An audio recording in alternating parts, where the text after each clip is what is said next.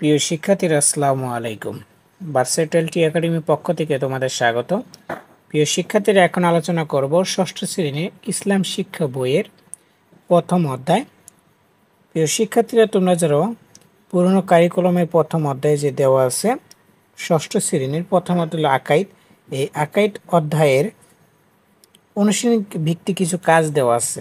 একক কাজ, দলগত কাজ, সেই অনুশীলনী বা পাঠ ভিত্তিক যে কাজগুলো দেওয়া আছে সেই কাজগুলো নিয়ে কি সুন্দরভাবে বিশ্লেষণ করে দেবো এই ভিডিওর মাধ্যমে। প্রিয় শিক্ষার্থীরা, যেই টোটাল যে কাজগুলো দেওয়া আছে সেই অ্যান্সার ক্লিপটির মাধ্যমে তোমাদের সুন্দরভাবে আমি এই ভিডিওর মধ্যে বিশ্লেষণ করে দেব। চলো এখন আমরা অ্যান্সার ক্লিপটে চলে যাই।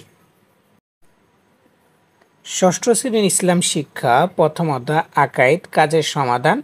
শুরুতেই প্রথম অধ্যায়ের পৃষ্ঠা নম্বর 3 কাজ দেওয়া আছে। বলছে শ্রেণীর সব শিক্ষার্থী দুই দলে ভাগ হয়ে যাবে। এক দল তাওহীদের পরিচয় ও তাৎপর্য সম্পর্কে বলবে, অন্য দল একটি উদাহরণের মাধ্যমে তাওহীদের বিশ্বাসের গুরুত্ব সম্পর্কে বলবে। এই কাজের জন্য আপনি শ্রেণীর শিক্ষার্থীদের দুটি দলে ভাগ করতে পারেন।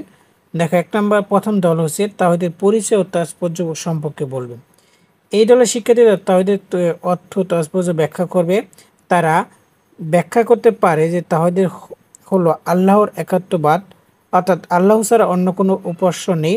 এর মধ্যে আল্লাহর একত্বের প্রতি বিশ্বাস এবং দ্বিতীয়তার পরিপূর্ণ অধিকার মেনে নেওয়াই অন্তর্ভুক্ত।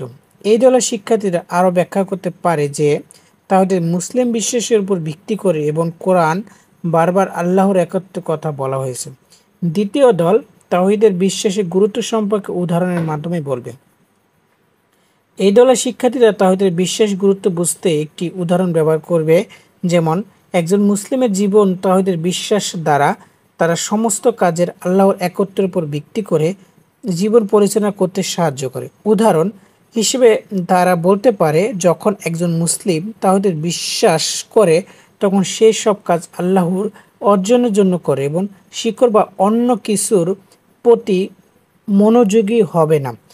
তারা তাওহীদের গুরুত্বকে মানুষের জীবনের শান্তি, নিরাপত্তা এবং আল্লাহর কাছে সঠিক দৃষ্টি অর্জনের সাথে সম্পৃক্ত করতে পারে।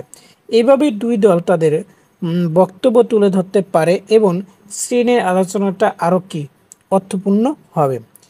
প্রিয় শিক্ষার্থীরা, এরপর দেখো 4 নম্বর পৃষ্ঠায় বলা হয়েছে কাজ, শিক্ষার্থীরা প্রত্যেক বাড়ি থেকে একটি করে কাগজে কালিমা তাইবা অর্থস্বর লিখে একটি পোস্টার তৈরি করে নিয়ে আসবে এবং শ্রেণীতে উপস্থাপন করবে।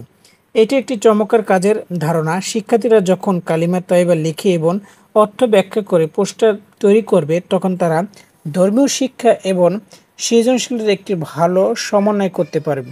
এই কাজের জন্য কিছু নির্দেশনা দিতে পারেন। 1 নম্বর হচ্ছে কালিমা তাইবা লেখা। শিক্ষার্থীরা লা ইলাহা ইল্লাল্লাহ মুহাম্মাদুর রাসূলুল্লাহ এই কালিমাটি সুন্দরভাবে লিখবে। 2 নম্বর হচ্ছে অর্থসহ ব্যাখ্যা। কালিমা তাইবার এর অর্থ হবে আল্লাহ ছাড়া কোনো উপাস্য নেই, হযরত মুহাম্মদ সাল্লাল্লাহু আলাইহি ওয়াসাল্লাম আল্লাহর রসুল। এটি বোঝানোর জন্য ছাত্ররা বিভিন্ন উদাহরণ বা ছবি ব্যবহার করতে পারে। 3 নম্বর হচ্ছে ডিজাইন। শিক্ষার্থীরা পোস্টারের ডিজাইন তাদের সৃজনশীলতার দিশ প্রদর্শন করবে।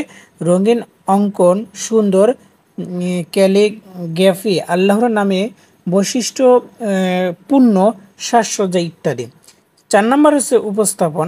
শ্রেণীতে উপস্থাপনকালে শিক্ষার্থীরা কালিমা তাইবার এর ধর্মীয় গুরুত্ব এবং পিছনের ইতিহাস এবং তাদের নিজের মতামত বা অনুভূতি শেয়ার করতে পারে। এই কাজে শিক্ষার্থীদের মধ্যে ধর্মীয় ধারণা, সৃজনশীলতা এবং আত্মবিশ্বাসের বিকাশের সহায়তা করবে। এরপর দেখো 6 নম্বর পৃষ্ঠায় কাজ দেওয়া আছে। শিক্ষার্থীরা একে অপরের কালিমা শাহাদাত অর্থসহ মুখস্থ শোনাবে। শিক্ষার্থীরা এই কাজের অপরের কালিমা শাহাদাত অর্থ মুখস্থ শোনাবে। এর মাধ্যমে তারা ইসলামী বিশ্বাসের মূল ভিত্তি শক্তিশালী করবে এবং একটি গুরুত্বপূর্ণ ধর্মীয় ব্যাখ্যা বুঝে এবং শুদ্ধভাবে বলতে পারবে। কালিমা শাহাদাতটি হলো আশহাদু আল্লা লা ইলাহা ইল্লাল্লাহ ওয়া আশহাদু আন্না লা শারীকা লাহু লা ইলাহা ওয়া আশহাদু মুহাম্মাদুর আন আবদুহু ওয়া রাসূলুহু, অর্থাৎ আমি সাক্ষ্য দিচ্ছি যে আল্লাহ ছাড়া আর কোনো ইলাহ নেই, তিনি একক এবং তার কোনো শরীক নেই, এবং আমি সাক্ষ্য দিচ্ছি যে হযরত মুহাম্মদ সাল্লাল্লাহু আলাইহি ওয়াসাল্লাম আল্লাহর রাসূল। এটি মুসলিমদের মৌলিক বিশ্বাসের অংশ এবং ইসলামের প্রথম মৌলিক সাক্ষ্য। 9 নম্বর পৃষ্ঠায় যে কাজ দেওয়া আছে দেখো, শিক্ষার্থীরা আল্লাহর 4টি গুণবাচক নাম উল্লেখ করে প্রত্যেকটির একটি একটি করে শিক্ষা লিখে শ্রেণীতে শিক্ষককে দেখাবে। শিক্ষার্থীরা আল্লাহর 4টি গুণবাচক উল্লেখ করে প্রত্যেকটি একটি শিক্ষা নিম্নরূপ। 1 নম্বর হচ্ছে আল রহমান, এটা হচ্ছে শিক্ষা হচ্ছে আল্লাহর সর্বাধিক দয়ালু, আমাদেরও একজন অন্যের প্রতি দয়া এবং অনুভূতি প্রদর্শন করতে হবে। 2 নম্বর হচ্ছে আল আলিম, অর্থাৎ শিক্ষা হচ্ছে আল্লাহর সব কিছু জানেন, তাই আমাদের জীবনে যে কোনো সিদ্ধান্ত নেওয়ার আগে আল্লাহর পথে চলা উচিত এবং তাদের জ্ঞান থেকে শিক্ষা গ্রহণ করা উচিত। 3 নম্বর হচ্ছে আল রাজ্জাক, শিক্ষা হচ্ছে আল্লাহর সব কিছু প্রদানকারী, আমাদের জীবনের আল্লাহর উপর ভরসা রেখে চেষ্টা করতে হবে তিনি আমাদের প্রয়োজন পূরণ করে। 4 নম্বর হচ্ছে আল করে, দেখো আল্লাহর অন্তত দয়ালু এবং উদার, আমাদের উচিত অন্যের প্রতি দয়া সদয় এবং কি উদার হওয়া, বিশেষ করে গরিব ও দুস্থদের সাহায্য করা। এই নামগুলোর মাধ্যমে আমরা আল্লাহর গুণাবলী সম্পর্কে শিখে আমাদের জীবনকে আরও সুন্দর করতে পারি। 10 নম্বর পৃষ্ঠায় যে দেখো কাজ দেওয়া আছে, শিক্ষার্থীরা নবী রাসূলের প্রেরণের প্রয়োজনীয়তা খাতায় লিখে শ্রেণীকক্ষে শিক্ষককে দেখাবে। শিক্ষার্থীরা নবী রাসূলের প্রেরণের প্রয়োজনীয়তা খাতায় লিখে শিক্ষার্থীদেরকে শ্রেণীকক্ষে শিক্ষার্থীদের দেখানোর জন্য নিম্নলিখিত মূল পয়েন্টগুলো লিখতে পারো। নবী রাসূল প্রেরণের প্রয়োজনীয়তা।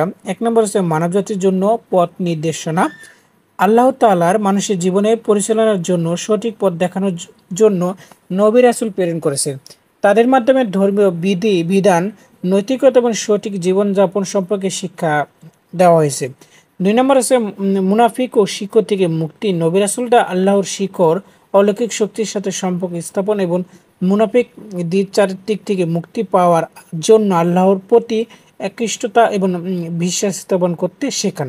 3 নম্বর হচ্ছে ইসলামের নীতি ও আইন, রাসূলদের আইন ইসলামিক আইন এবং জীবনযাপনের নীতিগুলো প্রকাশিত হয়েছে, তারা মানুষের মাঝে আল্লাহর বিধান প্রচার করে এবং তাদের জন্য শান্তি নিরাপত্তা এবং ন্যায়ের পথ দেখায়।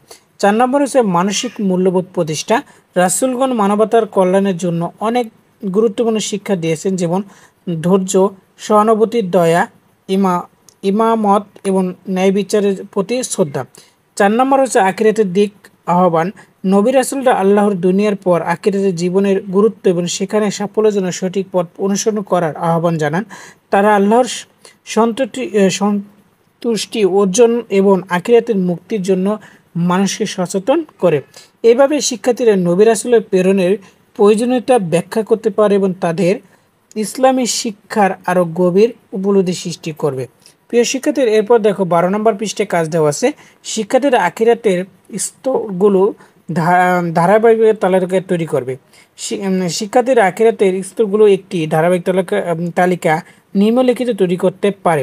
1 নম্বর হচ্ছে মৃত্যু, জীবন শেষ সময় এবং আত্মার পৃথিবীর থেকে চলে যাওয়ার শুরু।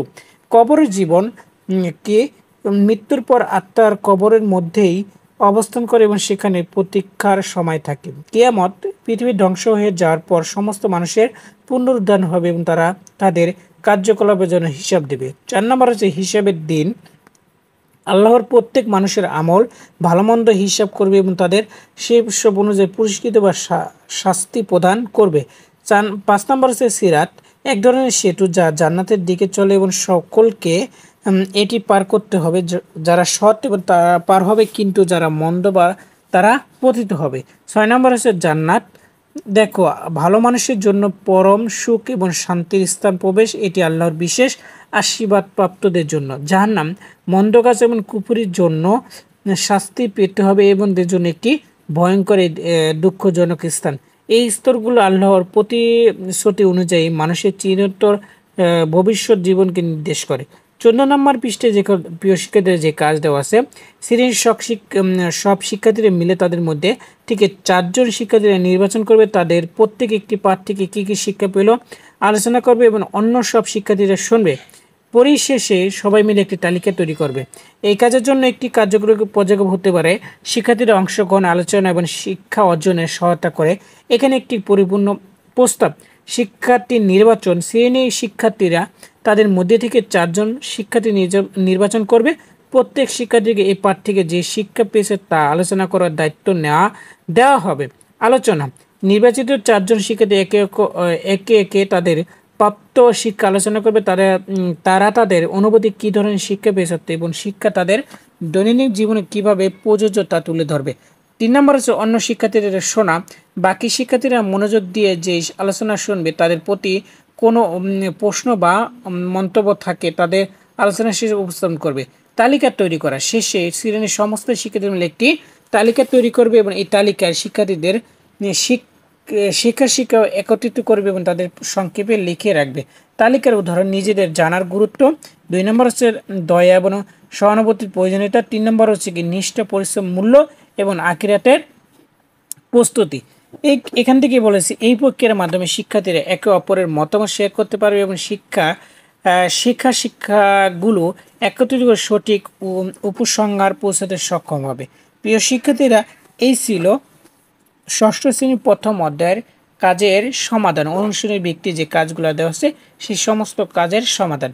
ভিডিওটি কেমন লেগেছে অবশ্যই কমেন্টের মাধ্যমে মতামত জানিয়ে দেবা। পরবর্তী ভিডিও পেতে চ্যানেলটিকে সাবস্ক্রাইব করবে এবং পেজকে ফলো দিয়ে রাখবা। আল্লাহ হাফেজ, আসসালামু আলাইকুম।